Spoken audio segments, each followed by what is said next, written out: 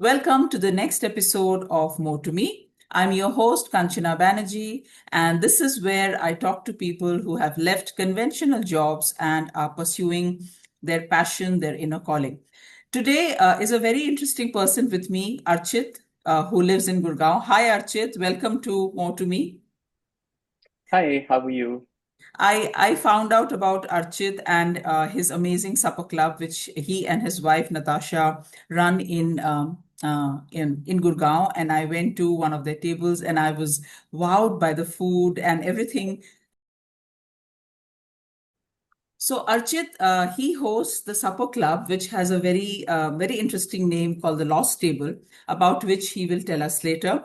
He graduated out of an American university in Ohio, and then he worked with different marketing agencies, digital marketing agencies, and his last job was with Swiggy, which he chucked up in October 2025 to devote his time fully to Lost Table. So, Archit, first of all, tell us what is Lost Table all about? So the Lost Table is, the name is LOST, which is an acronym, which is Life of Simple Treats. Hmm. And Life of Simple Treats is a blog that I started about 10 years ago. And Originally, the blog was just there to like put up pictures of photos that I took, and it didn't really have a purpose. And then it eventually became the blog that like I used to like talk about my recipes and create content around. And the Lost Table specifically is the supper club that I run with my wife. Hmm. Um, yeah, it's we've been living with this word lost for a very long time now. And it's quite. Would you say that with Lost, you have kind of found yourself? It's still finding, it's still I'm still lost, and it's actually a running joke with a lot of my friends. They just keep on Hmm. saying, "You're still lost, aren't you?" And I'm like, "Yeah, that's my Uh, name." So, yeah. yeah. And this entire tryst with cooking began out of necessity, right? You were in university, you were in a Yeah. small town in Ohio where there weren't too many. So just tell us about your journey with pots and pans. Yeah, I had no interest in cooking for a very long time, at least through my childhood. I Hmm. didn't really have much of a cooking brain or any of that. I think when I went to college, which was in the US, and I'm a single child, and I don't have like my parents haven't like studied abroad, so for me it Hmm. was a very new experience, and I didn't really have a lot of others who were in the same space that I knew really well. So it was a very like new experience for me, and with that, the experiments that I did were all things that were very unique to my living, and cooking became one of those things because I lived in this like small college called Denison University. It's in Ohio, and it was like fully boarding, so you ate great cafeteria food, great-ish cafeteria food. But It was actually during the times that we were in on campus and college wasn't running. So like, I used to spend my summers in campus either working or doing a research project or something. And during those times when the cafeterias were shut, you had to kind of suspend for yourself. So the necessity kind of became the fact Hmm. that like if I don't cook, then I can't eat, or I buy food every time, and it was really expensive to just continue Hmm. to just constantly buy food. So yeah, it became one of those things where like I just had to learn it, and once I started, I got really into it, and yeah, I Hmm. just haven't stopped ever since. So, and when we were talking, as you mentioned that you used to blog about your recipes and etc. So when Yeah. was it that you realized that cooking gave you more joy than the job that you were doing? Because you had number of jobs, and in your last job, you were in a very interesting role at Swiggy. Yeah. So when Mhm. was it that you realized that cooking gave you more joy, was more fulfilling than the job that you had? I mean, I have it took me a few years. Like I think 2024 onwards is when I was like, I'm really enjoying this and I really want to do, cook for a living. The unique thing about my cooking aspirations is that like at the end of the day, like a lot of what I do outside of my job is to create content. So I'm a content creator on Instagram. I have over 100,000 followers now, and one of the things that I kind of realized is the fact that like it's taking a lot of time to be a content creator, also want to cook and do full-time roles because as you get more senior, the roles that you apply for and the roles that you work in Mm, take up more of your time. So the best way to, or the only way to like do content and food and be make that my life is to essentially quit. But the challenge was that you can't just quit without any money coming in, and mhm, the creator economy is such that like it kind of works around the marketing calendar. So you make revenue only when brands are willing to give you money for mm, campaigns and things like mm, that. And typically campaigns for food are around the December, Jan, and then the Diwali time, and then some in the mm, summer. So you can't really like hinge a whole year's trajectory on 4 months of work. So mm, um, one of the things that we were experimenting, my wife and I were experimenting with, was our supper club. mm, And that supper club kind of picked up. It started off at the same time as when a couple of other supper clubs were also in the process of beginning. We got a bunch of media attention, and the last 2 years we've had a lot of media interest, and that's really been like growing the demand, want, desire for mhm, spaces that are not restaurants but still offer good food. mm, So we kind of occupied that opportunity. mm, Um, and yeah, and then because we were doing, we started off with doing like one supper club a month. We now do four supper clubs a month with more people, and mm, it became an opportunity that, okay, this is recurring revenue that we can mm, work with, and then, we'll find a way to do other things to kind of build more revenue. And so when we thought about it from that perspective, we kind of realized that, yeah, I think it's time that I quit my job and kind of do this full time, because what other time is better than now? absolutely. Absolutely. So, what was the Yeah. reaction of your colleagues, your close friends, your family, and also Natasha when you suggested this to her? What was their reaction? E- Um, Did you? I mean, I quit in October. In the start of January is when I Mm, realized I really want to quit. So, start mm, of January 2025, I quit in October 2025, and it was a sad time. Like I had no energy. Like I really didn't want to like work. Any sort of like comment from anyone at work made me feel really bad. Like I don't really want to work here anymore, and um, yeah, and like I think people around me saw that. They saw that like I'm not the same, my energies are low. So it wasn't I mean, everyone was like, okay, take your time with it, like see how you want to do it, find more creative ways to maybe do something part-time and then do this as well. Um, and yeah, I mean, I think with the supper club and the growth of the supper club is when we realized, okay, it's a possibility to do this individually and then also then try and see what we can do more of. mm, And yeah, it took us from Jan all the way till July to feel a lot more confident about what we're doing with the supper club, and also to see how content growth is happening and things like that. And then I think we took the decision in June, July that I'd want to leave. Um, my colleagues were it was a mix. There were some who were shocked, and then a lot who were just like, yeah, it seems like this is what you want to do. mm, So it was unique in that sense. My boss was the most unshaken by it. He was just like, yeah, I thought that maybe you'd have another year in you, but this is totally fine. uh, So yeah, I think people knew that it was going to happen, and clearly I kind of knew it as well. So yeah, it was good. More or less, nobody was very shocked. My parents now are more like, oh, so now what are you doing?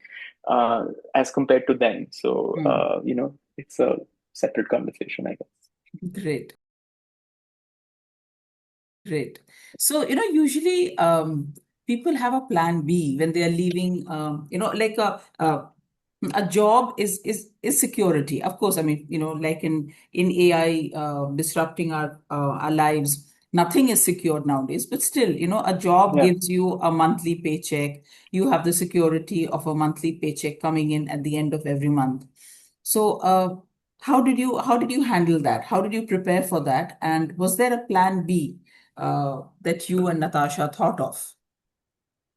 Um, I mean, the plan B is still in process, right? Like where there is always a second option. But yeah, I mean, I think um, working in the industry for 8 years, working with a very like diverse crowd of people who Mm, generally really like me, I think the plan B is always that, you try and find another job, and then this time just like really commit to the fact that you love it. And mm, I have a very unique um, way of working, because like I in college studied biology, mm, and I did a bachelor's of science in biology and a bachelor of arts in communication. And the idea was to get into public health. Public health communication is really what I wanted to do. um, the first job that I got out of college, and the first job that I actually went for, was a job in digital marketing, which is neither here nor there. Like, yes, there is some amount of the communications, liberal arts education that I can use, but for the most part, like, it's new skills that I'm learning. And I have a very like easy mentality when it comes to work, which is, if you don't like your work, find a way to like it, and mhm, then just do it. And at the core of all work is, at least for now, and AI will change that, is human interaction and interpersonal interaction. mm, So um, that became the key tenet of all the work that I did. And I worked across, agencies, I worked across VCs and consumer firms at this point. So every job that I've taken is in a different industry, and I have no clear industry knowledge, but I learn it very quickly, mm, because I find that any job I do, I find a way to love it. So the thing that changed in 25 was that I stopped loving it. And it was like there are two identities of me. One is this online identity that people mhm, know and lots of people know. And then there's this like professional identity that some people know. And I just wanted to work on one identity. Um, if this doesn't work out, that's totally fine. I have the other identity to back up on. So I'll mhm. just go do that. Was your decision to get into the food industry also in some way influenced by the fact that AI would be disrupting the digital corporate arena, etc.? Whereas food is something which uh, one does not see AI, getting in and making a great bowl of pasta or a great Yeah, ice not cream. yet. Not yet, not yet. Yeah, not So yet. then, Um, yeah. was it at the back of your mind that maybe I should get into something which AI may not be able to touch in the foreseeable future? Was that ever a consideration? When like I think a few years ago, when like AI had just come out, one of the things that people were talking about is that AI will take up a lot of jobs, but it'll never take up comms jobs. Hmm. And everyone in the comms industry was like, oh yeah, yeah, yeah, like that's so amazing. And now like half the comms roles are going away by AI. So it's interesting. I mean, sure, like food is a very like physical, heavy labor, intuitive product, industry in general. And yes, it is a lot more AI proof. I do think that like a lot of what interested me in this wasn't that it was AI proof, but yeah, it's something that I like very proudly talk about, that like AI can't take my job today. Hmm. Um, but yeah, like I didn't actively think of it. But I do actively think of how, because I'm not in a corporate role, how Hmm. do I consistently grow my skill set with AI? Hmm. Because the one thing that is a problem when you go full time and you are a little remote in your skill sets is that you get a lot more redundant with whatever you've learned in the past. Hmm. And I continuously like try and like train myself on AI and AI models and chatbots and building things out, so that that level of understanding isn't gone ever. Hmm. Great. Yeah, And how do you kind of improve your culinary skills? Because you're not a trained cook, a chef. You've not yeah. really kind of so how do you keep teaching yourself new recipes, getting better at it and stuff? I've seen the little studio you have and where you experiment and shoot videos. So tell us more about Yeah. that. Yeah, I mean, I think a lot of my time, my content algorithm with on any of the social media apps is just kind of Mm, focused on food. So I'm seeing a lot of food, I'm seeing a lot of trends, I'm seeing a lot of mm, techniques, and I'm constantly learning with that. I mm, also find ways to um, cook different meals, mm, learn through that process. But I think when it comes to a job like being a cook, the biggest learning and growth that you see mm, is by repetition. So doing the same thing again and again is what makes you better. You feel better, you feel stronger with your own skill sets, you develop more skill sets because you're doing something and you're like, hey, I can do this four times better. So mhm, let me try and find a way to do that. Um, the Supper Club itself is a big innovation ground for us because we change our menus every month. We have to constantly see what is interesting. And one of the core tenets of our Supper Club itself is that we want to make menus, make dishes that you may not either see at a restaurant or like actually order at a restaurant. mhm. That's something that like really excites us. So we're always like making new things. We're always seeing what's in the market and what can we do that's different. And that's really like the way that we grow. Great. Great. Um, Tell us something about the milestones and about the various brand associations and the numbers that Lost Table has accumulated in the last year and a half.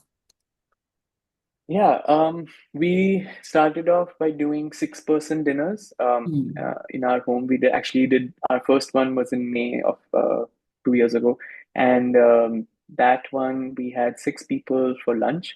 Now we do eight people seatings twice like in 2 weekends, so essentially four seatings of eight, so mm, 32 people. We started off like when we started off our first event, the first event sold out in 40 minutes. Today we sell out, we take our time, but like we sell out usually in like a couple of days. In terms of our guest list, we have done over 250 guests till now. And We have a email list, essentially a list of people who are really interested. mm, And that email list has now just recently crossed 2,200 people. mm, So these are active people who either have come to an event or haven't, but are really excited about coming again. So that's something that is really like exciting to us. It gives us an mm, idea of what our target audiences and how do we serve to them better. Um, in terms of brand collaboration, so this is something that's unique with supper clubs is that if you just look at the raw model of a supper club, which is eight people times whatever revenue, whatever price that you have, it's not a whole lot of money to really like live off of. mm, What we're doing differently is that because we have the Instagram page and which has 100,000 followers now, we're actually utilizing that to integrate brands in a more feasible way. So typically when you look at a content creator in the food space or otherwise, brands come to you and they say that, oh, we have launched a new sesame oil and it's great, and these are the five things that's great about it. mm, Make a reel about a recipe and then talk about the five benefits. We now actually have an IP which we can go to a brand with and be like, hey, integrate this new product with us. We'll show audiences how to use it in four different ways mm, across 2 weekends. Additionally, we'll do content around how people have used it and loved it. mm, We'll also find ways to get other people, like an influencer or a content creator, to come sit at a table and talk about it as well. mm, So what we've kind of done is we've taken that same product and its messaging and made it into a 360-degree campaign for them. So it is a very rare asset. I'm the only creator in the food space, at least, that is doing this in this scale. And I think that's what's really exciting for me is to kind of see this as the stepping stone to doing other things. We've now done, I don't know the exact numbers, but ever since we've quit our jobs, other than last month, we've had mm, a brand collaboration every month. And so that is 8 brands that we've worked with at least on Lost Table in the last 6 months. But then other than that, we've also worked with a whole bunch of brands who kind of like find ways to integrate with us. Amazing. So amazing. So, of late one hears and one reads about a lot of young people giving up their jobs and starting a supper club. Some are starting retreats in the mountains. Some are starting traveling Mhm. club. What would you attribute this to, in your opinion? Um, I think there is a big demand for experiences.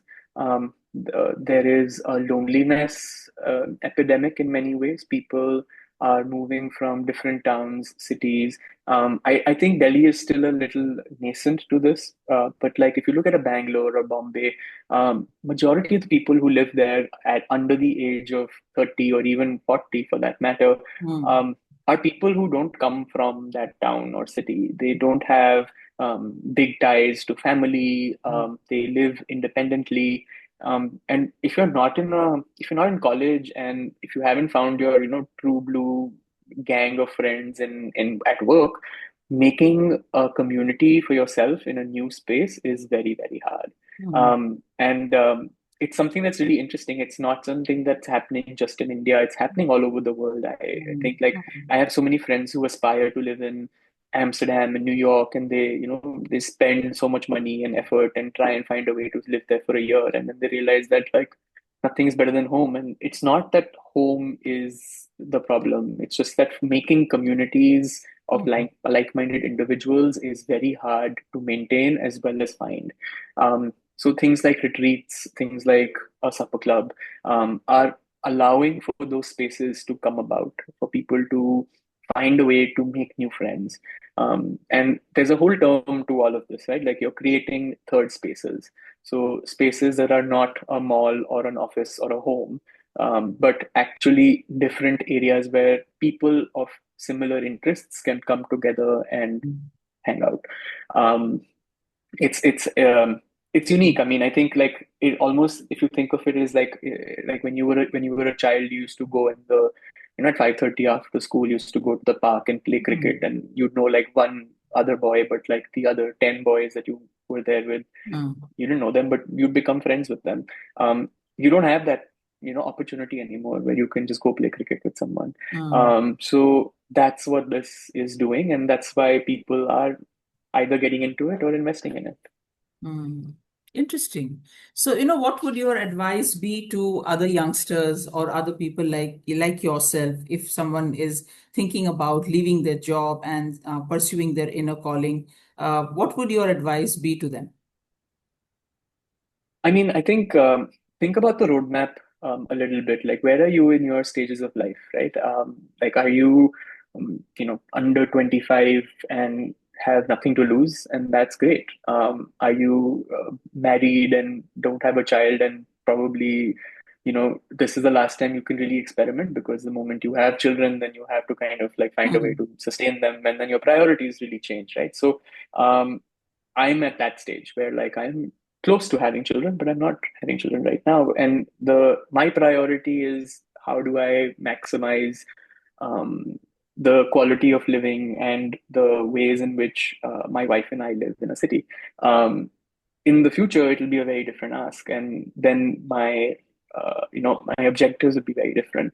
I think of what life cycle you are in, and then kind of figure out if quitting your job makes the most sense. I am the most risk averse person there is, and which is why it took me a year to kind of even find a way to get out of it. But yeah, I mean, I think that the last few months have been so amazing. I sometimes feel like I'm cheating and not doing enough work, but to be honest, I feel like I am. So it's a very conflicting, confusing, but fun time. Great, great, wonderful. So that brings us to the last question. So, Achit, there is more to me because. Uh, there's more to me because I don't fit on the rung of a specific ladder. Um, yeah, I've never been able to kind of follow the path of a singular life trajectory, whether that is doing engineering in a college and then getting a job to, um, working in the corporates to kind of get to a director CMO level. And I kind of just I find something that's really interesting, and I go towards it, and then see where the path leads me. So great, wonderful. So with that, we come to the end of our interview, and I'll be sharing Archit's Instagram handle and details about the Lost Table. If you're in Gurgaon, you must try and get a seat at his table. It's not very easy, as he says. The seats sell out very soon. Are you planning to take it to other cities? That would be quite a reach, I guess. Yeah. Yeah, I mean, I think it's a possibility. I think the economics of it need to make sense. So we're Hmm. still trying to figure that out. Yeah. Yeah. But then for now you have to be in Gurgaon to attend, and Yeah. that's certainly one of the attractions of coming to this city. So do keep your eyes out for Lost Table. Yeah. And thank you, Archit, and also to extend my Thank you so thanks to much. Natasha. Yeah. Thank you.